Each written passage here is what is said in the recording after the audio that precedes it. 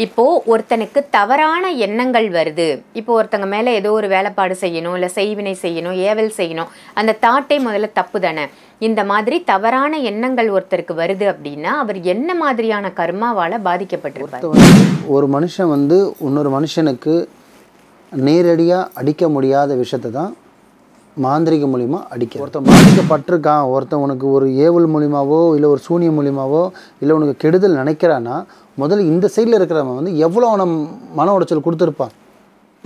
இவன் லாஸ் ஆனதும் ஒரு நஷ்டம், அந்த நஷ்டமான ஒரு கஷ்டம் இல்லாமல் ப்ளஸ் கர்மால வேற பாதிக்கப்பட போகிறது. ஒரு அடிக்க போகிறான், அம்பு எரியிறான், அந்த அம்பு மேலே பட போகுது தம்பி நவுத்தின்னு சொல்லி எச்சரிக்கையாக பண்ணலாம், ஏதாவது ஒரு அறிகுறி காட்டலாம் இல்லையா? ஏன்னா நீ தானே செஞ்ச, ஏன் அப்படி தான் புரிய வைப்பேன். புரிய வச்சு அதிலேருந்து மீட்டு அவரை கிளியர் பண்ணி அமைச்சிட்டு இவர் என்ன பண்ணணும், இவர் போட்ட கட்டை அதோட இதுக்கப்புறம் ஒரு இன்னாதான் செஞ்சு வேலைப்பாடு பண்ணி கட்டுப்பட்டாலுமே இவங்களுக்கு எல்லாமே.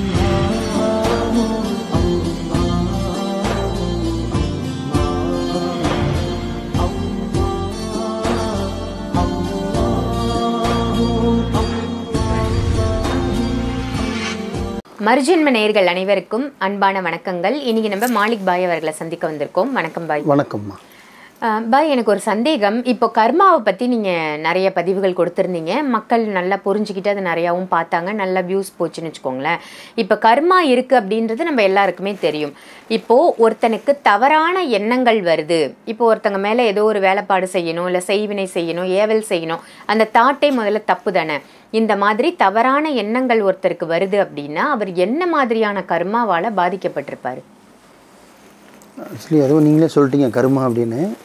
என்ன விஷயம்னு பார்த்தீங்கன்னா, ஒரு மனுஷன் வந்து இன்னொரு மனுஷனுக்கு நேரடியாக அடிக்க முடியாத விஷயத்தை தான் மாந்திரிக மூலிமா அடிக்கிறது. அம்புன்றாங்க இல்லையா, தூரமாக இருந்து ஏவி விடுறது, அதுக்கு பதில் தான் மாந்திரிகம். தூரமாக இருக்கிற விஷயத்த ஏவி விடுறதே வந்து பார்த்திங்கன்னா அப்போ அம்பு தான் அடிக்கிற மாதிரி. ஸோ அந்த மாதிரி மாந்திரிக மூலியமாக அவனை போய் கெடுதல் பண்ணுறது தான் வந்து மாந்திரிகத்தை.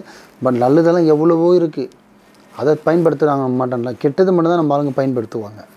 ஸோ அந்த வகையில் ஒருத்தன் பாதிக்கப்பட்டிருக்கான், ஒருத்தன் உனக்கு ஒரு ஏவல் மூலிமாவோ இல்லை ஒரு சூனியம் மூலிமாவோ இல்லை உனக்கு கெடுதல் நினைக்கிறான்னா முதல்ல இந்த சைடில் இருக்கிறவன் வந்து எவ்வளோ அவனை மன உடைச்சல் கொடுத்துருப்பான். நீங்கள் அதை தான் ஃபஸ்ட்டு பார்க்கணும். ரெண்டுமே கர்மா தான், அதில் எந்த ஒரு மாற்று கருத்தும் கிடையாது. செய்ய போகிறவனுக்கு கர்மா தான், பாதிக்கப்படுறவனுக்கு கர்மா தான். ஏன்னா செஞ்சவனுக்கு அதுக்கு தேவையான பாவம் வரப்போகுது, பாதிக்கப்பட்டவனுக்கு அதுக்கு தகுந்த பாவம் வரப்போகுது. ஏன்னா விதைச்சது தானே நீ அறுவடை செய்ய போகிற.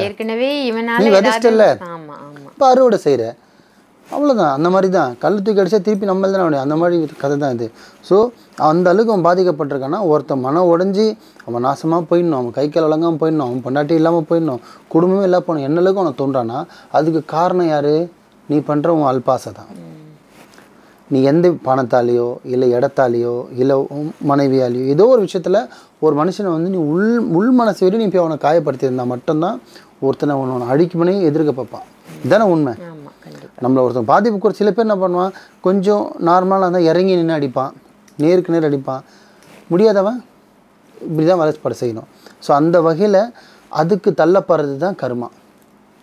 இவன் லாஸ் ஆனதும் ஒரு நஷ்டம், அந்த நஷ்டமான ஒரு கஷ்டம் இல்லாமல் ப்ளஸ் கர்மால வேற பாதிக்கப்பட போகிறது ஒரு கஷ்டம். இது ஒன்று.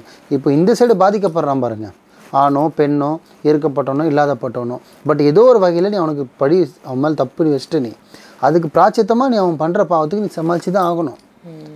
கடவுள்கிட்டேருந்து 2 பேருக்கும் பாவம் வரும், அது வேறு விஷயம். ஆனால் இப்போதைக்கு அவன் கொடுக்குற நீ அம்பை நீ வாங்கி தான் ஆகணும். அந்த மாதிரி அவன் விடுற விஷயம் உனக்கு பாதிக்கும். ஏன் அதை கடவுள் நினச்சா முன்னாடி தடுக்கலாமே? கண்டிப்பாக. அவன் அடிக்க போகிறான், அம்பு எரியிறான், அந்த அம்பு மேலே பட போகுது தம்பி நவுத்தின்னு சொல்லி எச்சரிக்கையாக பண்ணலாமே, அறிகுறி காட்டலாம் இல்லையா? ஏன்னா நீ தானே செஞ்ச, நீயே படு, நீ தானே பண்ண. வண்டி நானே ஸ்பீடாக ஓட்டினேன், நீ தான் ஸ்பீடாக ஓட்டின, நீ விழுந்த. இதாங்க உண்மை. ஆக்சிடென்ட் எப்படி ஆகுது? நீ கரெக்டான ட்ராக்கில் போய் 4 பேரை மெர்சல் பண்ணாமல் 4 பேர் பயங்காப்பில் நீங்கள் பாட்டுக்கு ஓட்டி பாருங்கள், நல்லா ஓட்டிடுவீங்க. சும்மா புள்ளிங்கன்ற மாதிரி ஓட்டுறாங்க பாருங்க, இப்படி அப்படின்னு ஓட்டினாவும் மல்லாக்கு பார்த்துக்கிறேங்க ஜிஹெச்சில் போயிட்டு. நானும் அவனை தள்ளி விட்டேன், நீ தானே ஏடா கூடமாக போனேன், ஆணவத்தில் போனேன், இராணுவத்தில் செத்த மாதிரி அவன் காலேஜுக்குன்னு படுத்துக்கிறாங்க. இதுதான் உண்மை. எதுக்கு இவ்வளோ தெளிவாக சொல்கிறேன்னா, அந்த மாதிரி ஒருத்தனை நீங்கள் கெடுக்கணும்னு நினச்சி நீ பண்ணும்போது ஆல்ரெடி பண்ணிட்டேன். அதை கடவுள் நினச்சானா ஒரு நொடியில் அவனை தப்பிக்க வைக்கலாம், ஆனால் செய்ய மாட்டார். நீ பட்டதுக்கு பலன் பார்த்துக்கோ.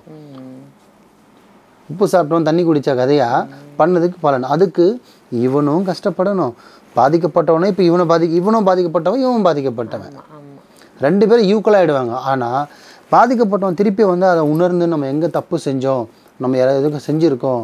இப்போ எங்ககிட்ட வராங்க, ஐயா நான் இந்த மாரி லைஃப்பில் கஷ்டப்பட்டிருக்கேன், இந்த மாதிரி நான் சம்பாரித்து வச்சேன், எல்லா சொத்து சுகம் நகை நட்டு மனைவி எல்லாமே என்னை விட்டு போயிடுச்சு, நிராத பணியாக நின்ட்டான் ஐயா அப்படின்னு வந்து என்கிட்ட நிற்கும் போது, அப்போ அவன் பேரை போட்டு ஃபாலில் போட்டோன்னா ஐயா என்னென்ன நல்லது செஞ்சார், என்னென்ன கெட்டது செஞ்சார் எல்லாம் ஒடியாரும். ப்ளஸ் ஆர் மைனஸ் எல்லாமே வந்துடும். நீ சொல்லவே வேணாம். என்கிட்ட வந்து சில பேர் ஐயா நீங்கள் குறி சொல்லுவீங்களான்னு. குறி சொல்கிற நம்ம கிடையாது, நீ 4 வார்த்தை சொல்லு, 400 வார்த்தை நான் உனக்கு சொல்கிறேன்னு. அவன் ஜஸ்ட்டு இன்ட்டு தான் கொடுப்பான். இங்கே கணக்கு போட்டோன்னா மொத்தம் ஒடியாந்துடும். எது பண்ணார், எது இதெல்லாம் செய்யக்கூடாதுல செஞ்சார் சொல்லிட்டு எல்லாம் வந்துடும். ஏங்க இவருக்கு அந்த மாதிரி பண்ணிங்கன்னா, ஆமாம் ஐயா தெரியாமல் பண்ணிட்டேன்னுவான். சரி பண்ணிட்டே இப்போ அதுக்கு என்ன சொல்யூஷன்வான். அப்போ அதுக்கு சொல்யூஷன் மாதிரி இதுலேருந்து நீ மீண்டு வர்றதுக்கு அந்த செய்வினையை வந்து எடுத்துரு. எப்படி நீ பண்ணக்கூடாது பண்ணிட்ட, அவன் உனக்கு கோவத்தை பொறுக்க முடியாமல் உன் மேலே வந்து பின்னாடி முதல குத்துற மாதிரி குத்திட்டான். இப்போ திருப்பி அதை எடுத்துகிட்டு சில பேர் என்ன பண்ணான், இல்லை அவனுக்கு ஒன்றும் செய்ய வேணாம், நான் என்னை காப்பாற்றி விடுங்க, நான் இதுக்கப்புறம் நான் உஷாராக இருந்துக்கிறேன்னு அவனை அதுலேருந்து வச்சுருக்க செய்வனை எடுத்துகிட்டு இதுக்கப்புறம் யார் என்ன இவனுக்கு பாதுகாப்பு பண்ண செய்வனை மூலிமா வச்சாலுமே இவனுக்கு வராத மாதிரி பாதுகாப்புக்கு கட்டு போட்டு விட்டுருவேன். ஆனால் சில பேர் என்ன பண்ணுவான்னா, ஐயா என்னை அவன் செஞ்சுட்டாயா, அவன் அதே மாதிரி அவஸ்தை பண்ணேன்வான், நீஞ்சி அப்படியே வெளியே போடுவேன். அவன் செஞ்சது திருப்பி அவனுக்கு செஞ்சான், அவன் மாற்றி மாற்றி வாறு மாதிரி ஆகிடும். ஒருத்தர் செஞ்சிட்டிங்களா, கஷ்டப்படுறியா, வெளில வந்துரு. பள்ளத்தில் விழுந்தா என்ன பண்ணுவேன், எப்படி மேலே தான் யோசிக்கணும். இல்லை நான் மேலே போயிட்டு எப்படிடா வந்து நெட்டியாக பார்த்துட்டு இருக்க முடியும், திருப்பி 1 தடவை விழுந்துருவேன். அந்த மாதிரி மாட்டிட்டு வெளியில் வந்துருங்க. நம்ம ஆளுங்க சொன்னால் புரிஞ்சுப்பாங்க. 90% அப்படி தான் புரிய வைப்பேன். புரிய வச்சு அதிலேருந்து மீட்டு அவரை கிளியர் பண்ணி அனுப்பிச்சிட்டு இவர் என்ன பண்ணணும், இவர் போட்ட கட்டை அதோட இதுக்கப்புறம் ஒரு இன்னாதான் செஞ்சு வேலைப்பாடு பண்ணி கட்டு போட்டாலுமே இவங்களுக்கு செல்லாது. செஞ்சு பொருள் எடுத்துகிட்டு போயிட்டு அந்த பாதிக்கப்பட்ட வீட்டில் திருப்பி வச்சாலுமே அந்த பொருள் வேலை செய்யாது. செஞ்சு நிறைய பொருள் இருக்குமா, செய்யக்கூடாத விஷயம்லாம் நிறைய இருக்குது, அதெல்லாம் செஞ்சு போட்டால் ஒரு குடும்பம் வம்சமே போயிடும். அந்த மாதிரி பொருள் ஜீவராசி பொருளே இருக்குது. நான் பேர் சொல்ல விரும்பல, நிறைய இருக்குது. ஸோ அந்த மாதிரி எதுவுமே அவன் பொருள் செஞ்சாலுமே அவனுக்கு ஒன்றுமே ஆகாது. அந்த மாதிரி அவன் வீட்டுக்கு நம்ம கட்டுப்பாடு போட்டு வீட்டில் சில பொருள் புதைச்சி வச்சோன்னா 8லேருந்து 10 வருஷத்துக்கு அந்த கட்டு நிற்கும். ஆயுசுக்கெல்லாம் எதுவுமே நிற்காது. குறிப்பிட்ட காலம் அதோட தன்மை நிற்கும். இவர் என்னதான் மீறி மீறி மீறி செஞ்சு இவன் காசு தான் கரியாகும், இவனும் ஓஞ்சி போயிடுவான். அடப்போய் அவனை சொல்லி சொல்லி நான் நடந்து தான் மிச்சம்ன்றுவான். அவ்வளோதான் முடிஞ்சிச்சா. ஸோ ஆனால் ஒரு வகையில் பார்த்தீங்கன்னா இவனும் பாவம் பண்ணியிருப்பான், இவனும் பாவம் பண்ணியிருப்பான். இவன் பிராச்சியத்தை தேடிக்கிட்டான், இவன் பிராச்சியத்தை தேட போகிறான். ஆனால் ரெண்டுமே எதனால் இவ்வளவும் நடந்தது பார்த்தீங்கன்னா இவனுங்க பண்ணுற ஒரு பாவ செயலால். ஒன்று என்ன பாவம் இருக்க போகுது, ஒன்று பொண்ணு, இல்லைனா மண், இல்லைனா பணம், நகை, 4 விஷயந்தான் இருக்க போகுது. ஒன்று ஏமாற்றிருப்பான் என்ன பிஸ்னஸில், இல்லை இவன் பண்ண அவங்க எதனா ஒரு சம்திங் எதனா ஒரு பிரச்சனைகள் தானே. இது 4மே ஒரு மனுஷனுக்கு இல்லைன்னா எவனுக்கு வெட்ட வேண்டியது அவசியம் இல்லை, சூனிய வைக்க வேண்டிய அவசியமும் இல்லைம்மா. கண்டிப்பாக உண்மை தானே. இந்த 4 எதனா ஒரு விஷயத்தானே மனுஷன் பாதிக்கப்படுறான். ஏன்னா எல்லாருக்குமே மனசுன்னு ஒன்று இருக்குது இல்லையா, குடும்பம்னு ஒன்று இருக்குது இல்லையா, உணவுன்னு அத்தான் என்ன சொல்கிறது, தினசரி வாழ்க்கைக்கு எல்லாமே தேவைப்படுது இல்லையா. அப்போ எதனா ஒரு விஷயத்தில் பாதிக்கப்பட்டிருப்பான். அதை கிளியராக எடுத்து கிளியர் பண்ணி விட்டோம் அப்படின்னா அந்த 2மே கர்மாவில் பாதிக்கப்பட்டிருந்தாங்கன்னா அந்த கர்மாவை நீங்கள் முதல்ல கிளியர் பண்ணிடணும். நம்மளுக்குலாம் ஏன் இந்த மாதிரி லைஃப்பில் நடக்குது, நம்ம எல்லாமே கரெக்டாக செய்கிறோமே, நம்மளுக்கு இருந்தும் இந்த மாதிரி நடக்குதுன்னு முதல்ல நீங்கள் தெரிஞ்சுக்கணும். இப்போ நம்ம ஒரு நோய் வந்தால் தெரிஞ்சுக்கிறோம்ல, இந்த நோய் எக்ஸ்ரே இருக்குது, எம்ஆர்எஃப் இருக்குது, என்னது எம்ஆர்ஐ என்னென்னவோ சொல்கிறானுங்க. அதெல்லாம் இப்போ 20,000 30,000 பண்ணுவாங்க. ஆனால் என்கிட்ட 300 ரூபா ஃபீஸ் வச்சு கேட்குறதுக்கு அழுவாங்க. ஐயா பை 300 வைக்கணுமா அப்படின்வாங்க. என்னது பண்ணுறது, அந்த மாதிரி ஆயிடுச்சு காலகட்டம். ஆனால் இதே ஒரு நோய் சின்ன அடி வந்துட்டு எங்கேருந்து வந்துச்சு, டாக்டர் இவ்வளோ பெருசாக எழுதுவார் புரியாத பாஷையில் ஜிலேபி பிச்சு போட்ட மாதிரி எழுதி கொடுத்தாருன்னா 15,000 20,000 எடுத்து பார்த்தீங்கன்னா ஒன்றுமே இருக்காது. ஏன்னா அவன் மைண்ட் செட் அது. ஆனால் எங்ககிட்ட வந்து ஒரு லைஃப்பில் நடக்க போகுது, டாக்டராவது சில விஷயத்தில் காப்பாற்றிடலாமா. இதில் பாதிக்கப்பட்டவங்க நிறைய பேர் இன்றைக்கி சில தர்காக்கெல்லாம் போய் பார்த்தீங்கன்னா இன்றைக்கும் கை கால் வழங்கமானா பார்த்துக்கிட்டு இருக்காங்க. சாப்பிட்ற சாப்பாடு செரிமானம் ஆகுது. நேற்றெல்லாம் ஒரு பொண்ணு உட்காந்துருக்கு, வயிறு பெருசாவது உள்ளே போகுது, பெருசாவது உள்ளே போகுது, பெருசாவது உள்ளே போகுது. ஒரு நாளைக்கு 2 அதே மாதிரி ஒரு பொண்ணுக்கு சாப்பிட்டா ஏப்பம் வந்துக்கிட்டே இருக்குது. எல்லா டாக்டரும் பார்த்துட்டு எண்டோஸ்கோப்பிலேருந்து எல்லாமே செக் பண்ணிடுச்சு. புரியுதுங்களா. அந்த மாதிரி நோயெல்லாம் வருதுமா. இது நோய் கிடையாது, தன் வினை தன்னை சொல்லணும். ஸோ அதுதான் கர்மான்றது. கர்மா வந்து டைரெக்டாக வந்து மேலேருந்து விழுறதுனா கிடையாது, நீங்கள் செய்கிறதே உங்களுக்கு திருப்பி நடக்கும். அதுலேருந்து ஸோ முடிஞ்ச அளவுக்கு ஒருத்தனை கெடுக்காமல் எந்த ஒரு கெடுதல் செய்யாமல் உனக்குன்னு ஒரு பாதை வச்சுக்கிட்டு நீ பாட்டுக்கு போய் இன்னொருத்தன் திட்டானா ஒருத்தன் அடிச்சிட்டானா நீ திருப்பி அவனை திட்டணும் அடிக்கணும் அவசியம் இல்லைம்மா. மேலே இருக்கிறவன் பார்த்துப்பான்னு சொல்லி பாருங்கள், நீ அடிக்கிற அடியோட அவன் பெரிய அடி அடிப்பான். அந்த மாதிரி போயிட்டோம் அப்படின்னா எந்த கர்மாலும் நம்ம பாதிக்க மாட்டோம். ரொம்ப அருமையாக சொன்னீங்க பாய். கர்மாவை பற்றி நீங்கள் நிறைய விஷயங்கள் சொன்னாலும் இது புதுவிதமான தகவலாக இருந்தது. நன்றி. நன்றிம்மா.